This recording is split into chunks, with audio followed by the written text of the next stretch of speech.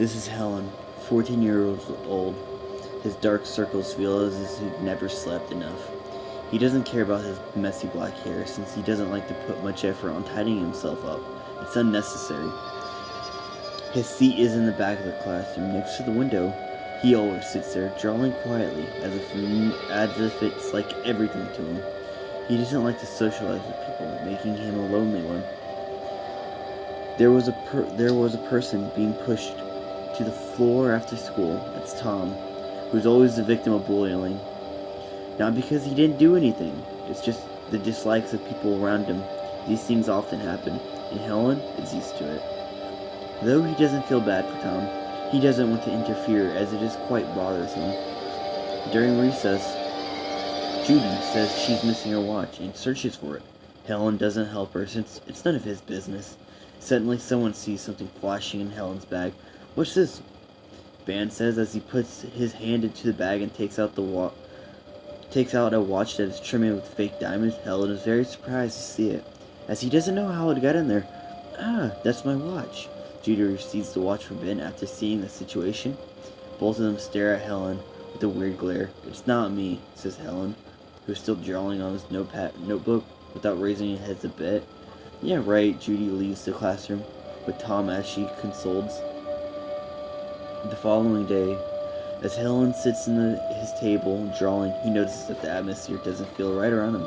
People start whispering about him, and even a few started calling him a thief. He decides not to explain for himself as he knows it's too useless to do so. As time passes, Helen's become the new target for people to bully. Everything he does is now being exaggerated.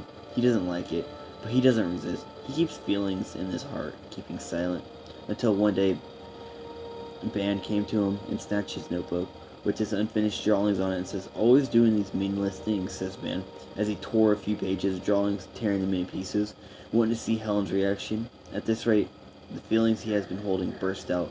He punches Ben in the face and starts to fight. Helen isn't that powerful, however.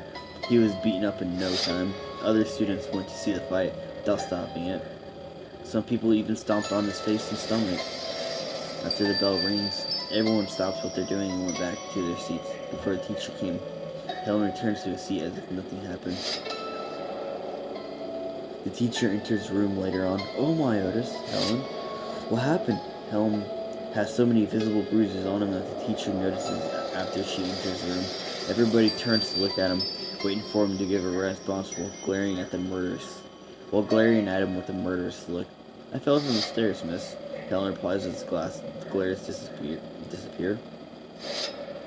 After returning from school, his parents also asked him what happened, and he responds with the same answer. The blue jacket he was wearing is covered all over with bruises, his nose on his face. His parents believed it with no doubt. Usually when Helen's parents asked him about how he is at school, he always says he's fine. He even lied about making lots of friends, living happily every day. Helen refuses to tell his parents the truth since he doesn't want to make his parents worry about her. A few later, he's begun to get so negative comments about him. And getting hit on humiliated has been part not a normal event for him. Is he can be completely inhumane to these things now? Who framed him in the first place? Why did the culprit do this? This doesn't matter anymore. Nothing matters anymore. "Hi, you there." Helen receives a message from an unknown user on Facebook. "Who are you?" He replies, "I'm Tom, your classmate." Tom has never interacted with him before. This is unsurprised him a bit. "What is it?" Helen says. Are you alright?" "It's none of your business," Helen concludes. Tom's question and types of women being goes, "Listen, I know how you feel right now. You're in the same situation as I am. I really want to help you, but I can't. Sorry." Afterwards, Tom and Helen text each other for a few long times, and Helen feels much better after telling him all the pain and feelings he's been going through. He can even joke around with Tom after using a smiley face to show his happiness. This is the first time he thinks he has made a friend. It is a warm weather in the afternoon. Come meet me at the roof after the first period in the afternoon. We need to talk. Don't ask me why, texted Tom last night following his instructions. Helen meets Tom on the roof, waving his hand and walking towards him as he says, "Hey Tom, what's up, friend? I have something to say. Something important," Tom says with a serious face. Remember that watch thieving incident? How could Helen forget about it? It was how he started suffering. Helen nods to shows. "I was the culprit." Tom looked down, scared to look in his eyes. "What?" Helen is in shock. "I stole Judy's watch and framed you as the culprit. Why did you do this? With you as the new target, my victim, my life is much better." Tom smirks. It's true, however, when everyone decides to bully Helen, they won't bother Tom anymore. It's just like an abandoned toy. For him, that's totally perfect. As long as he keeps silent, he will be able to live his social life safe and sound.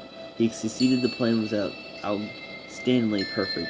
Helen grabs the collar of his shirt after pushing him around a bit. They ended up near the edge. Tom slips and falls off the roof. Helen instantly grabs his hand and tries to pull him back, but Helen does not have that much strength to do so. "I'm sorry, Helen." Tom falls. Helen closes his eyes, scared to look at what's going to happen. He can't imagine what will happen to one after falling from a 6-story building. After the policeman arrived, they had an interview with Helen. He was too horrified by the accident, however, to even say a word. Once again, Helen became the topic of discussion between students. Some people think Helen pushed Tom off the roof, but most people think Tom committed suicide and Helen failed saving him because they saw him grabbing Tom's hand before he fell. That night, Helen was in his room crying, shivering. He cannot stop the guiltiness from what is growing inside of him. He needs to calm down. Instantly, a thought of flashed in his mind. It's not my fault that Tom died. He deserves to die. This makes him much better. He and his gutless fades away too. Helen creepily smiles. Tom has been punished. I suppose it's time for the others to have theirs, isn't it? He cries, turns into laughter into the dark. Helen's classmates decide to have a party on the day of Halloween. But it's not to celebrate Halloween, it's just to have friends come over to party, of course. Helen was not invited to the party. The night before the day of Halloween, Judy and Maggie were texting each other on Facebook. Both of them lived in the school dorm, and Judy's room is next to Maggie's. 0903. Judy, who's going to come on tomorrow's party? I'm so excited. 0903. Maggie. Most of our class will be there, but I texted Ben so many times, and even all the messages I sent are read. However, he just replies to me, "What the hell's wrong with him?"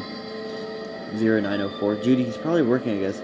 0906. Maggie, something's weird happening. I've been hearing footsteps coming from a door for a long time. I think someone's walking around in 0906. Maggie, wait, I'll go check. Using the hole on the door, Maggie sees something unusual. 0907. Maggie, oh my god, there's a guy outside who's wearing a mask and a blue jacket. He's holding a knife and he's all bloody. 0970. Buddy. Maggie, fuck, he's knocking on my door now. 0908. Maggie, oh god, oh god, oh god. 0908. Judy, just calm down. Find a weapon or something. 0908. Judy, protect yourself. 0909. Maggie, he's turning the doorknob. Good thing I locked it. 0909. Maggie, I'm scared. 0909. Judy, Maggie. 0909. Maggie, what should I do? 0909. Judy, Maggie, listen. 0909. Maggie, save me. 0909. Judy, Maggie, calm down. 0909. Judy, Maggie. 0910. Judy, Maggie. 0910. Judy, you there? The message is shown to be read, but Judy doesn't see Maggie's response. Suddenly, Judy hears the sound of her room door opening. The instant she turns around, she feels a terrible pain on her stomach. A bloody person who is wearing a mask and a blue jacket bursts into the room and stabs her. That night, all the students who were in the dorm were murdered. No one knows how the killer did it. The murderer used the victim's blood to paint on the walls of the dorm, with most of the paintings being the face of Smiley. How many corpses were being chopped and smashed, possibly to get more pigments? Helen noticed the culprit is still missing currently. However, in the chat room where Judy and Maggie text each other, a message was written that's responded to Judy's message at 0903. 11:15. Judy, don't be excited about tomorrow, smiley face, because there will be no tomorrow.